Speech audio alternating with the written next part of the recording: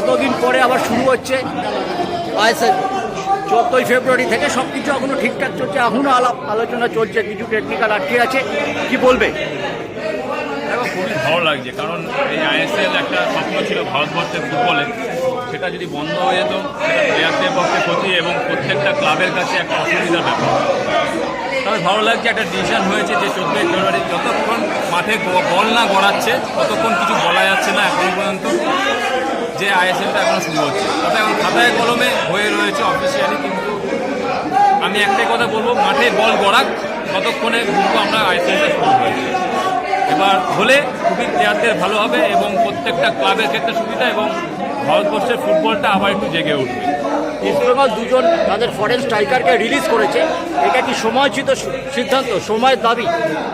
দেখো, এটা তাদের পারিবারিক ব্যাপার, এই নিয়ে আমরা কিছু বলতে পারবো না কার সাথে কি চুক্তি, কি কারণে তাদের রিলিজ করে দেওয়া। তাদের পারফরমেন্সও তো খুব আপ্লুতামাক ছিল না, হতে পারে মেবি। এবার দেখো, তাদের বদলে যদি ভালো প্লেয়ার আনতে পারে তাহলে বেটার, তাহলে ইস্টবেঙ্গল ভালো রেজাল্ট করবে।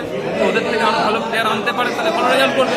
এবং দেখো, ইস্টবেঙ্গল মোহনবাগান চায় সবসময় চ্যাম্পিয়ন হওয়ার জন্য, তো চ্যাম্পিয়ন হওয়ার জন্য ভালো টিম করবে। এবার ইস্টবেঙ্গলের মিডফিল্ড দারুণ, রশিদ, মিগুয়েল। দেখো, ভালো টিম হলেই যে চ্যাম্পিয়ন হবে এমন কোনো কথা নেই। টিম সামঞ্জস্য রেখে কোচ যাকে যাকে খেলাবে, ভালো খেললে, টিম একত্রভাবে খেললে, যেটা ইউনিটি বলে, যদি থাকে তাহলে অবশ্যই চ্যাম্পিয়ন হবে। এই যে রিশা মাঠে, লেনিন মাঠে আবার ফুটবলটা ফিরলো 6 বছর পর, তোমার এলাকার মাঠ, কি বলবে?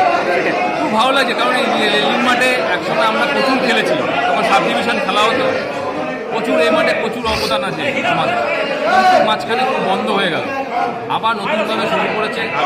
গতকাল এর উদ্বোধন হয়েছে, মাঠটা অসাধারণ লাগছে। কিন্তু ব্যাপারটা হলো, আজকে আমরা ইস্টবেঙ্গল মোহনবাগানের এক্সিবিশন ম্যাচ খেলছি, এটা অর্গানাইজ করেছে, খুব ভালো লাগছে। এবং সবথেকে বড় কথা আমি যেটা লাস্টে বলবো, আজকের খেলাটা হয়ে যদি এটা স্টপ না হয়ে যায়, এই মাঠটা যদি আরও ভালো খেলা হয়, কোনো টুর্নামেন্ট হোক, কোনো লিগের খেলা হোক, এটা সচল থাকুক। আমি বলবো এটা অচল না হয়ে যায়, সচল থাকলে মাঠটা ভালো থাকবে, পরিবেশও ভালো থাকবে, বাচ্চারাও এসে আনন্দিত হবে। শ্রমিক, তোমার দুটো ভাই বলায় তোমাদের গোটা পরিবার ময়দানের সাথে প্রায় 365 দিন যুক্ত। সেখান থেকে যখন কলকাতা লিগের কিছু প্রশ্ন উঠছে, বেটিং, ফিক্সিং, যেটা আগে এটা অর্গানাইজড ক্রাইম, আগে গোটা ছিল, তোমাদের সময় ছিল, আমরা যখন এসেছি তখনও ছিল, হয়তো ভবিষ্যতেও থাকবে। কিন্তু এই যে ফুটবলটা বিক্রি হয়ে যাচ্ছে, প্রলোভনে পা দিচ্ছে প্লেয়াররা, এই ব্যাপারটা তোমায় কতটা রক্তাক্ত করে তোমার হৃদয়? দেখো, এটা খুবই লজ্জাজনক। আমাদের সময় হয়েছিল কিংবা না হয়েছিল সেটা, দেখো, এটা দৃষ্টিমূলক মানে বলা যাবে না। যারা করছে আজকে ময়দানে, তাদেরকে বলবো এদিক থেকে সরে যেতে, খেলাটা খেলার জায়গায় থাকুন, এসব বেটিং চক্র না গিয়ে যদি আরও ভালো তারা যদি টিম করতে পারে, ভালো কী হতে পারে, ফুটবল টিম যদি তারা তৈরি করতে পারে এটা ভালো হবে। তাই বলবো, যারা এইসবের সাথে যুক্ত আছে তাদেরকে আমি বিরোধ করবো অ্যাজ এ ফুটবলার হিসাবে, যে তারা এইসব জায়গায় না আসুক, খেলাটা খেলার জায়গায় থাকুক, এটাই ভালো হবে। কলকাতা পুলিশের অন্তর্বর্তী তদন্তে সম্প্রচারকারী চ্যানেলেরও নাম উঠে আসছে ট্যাম্পারিং করার জন্য, আর সেই রিপোর্ট প্রকাশ্যে এসেছে, আমাদের হাতেও আছে, এই মোবাইলেই রয়েছে। এটা কতটা বেদনাদায়ক?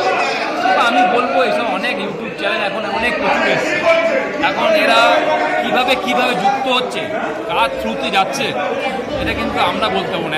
তুমি কি বলবে যে টেলিভিশনে খেলাটা ফ্রি দেখাচ্ছে ঠিকই, কিন্তু টেলিভিশনে দেখালেই ব্যাপারটা নেই, যেটা ইউটিউব চ্যানেল বা অ্যাপে বিভিন্ন অ্যাপে এখন যেহেতু দেখাচ্ছে, সুতরাং এত সোশ্যাল মিডিয়া হয়ে গেছে, এটা দেখো কোথা থেকে কে কী করছে এটা খুব বলা খুব। আমি বলবো এগুলো পুরোপুরি বন্ধ। আবার চাইবো যে আবার ভালোভাবে সম্প্রচার হোক টিভিতে, এটাই আমি চাইবো। অনেক ধন্যবাদ শ্রমিক, আমাদের মূল্যবান সময় দেওয়ার জন্য।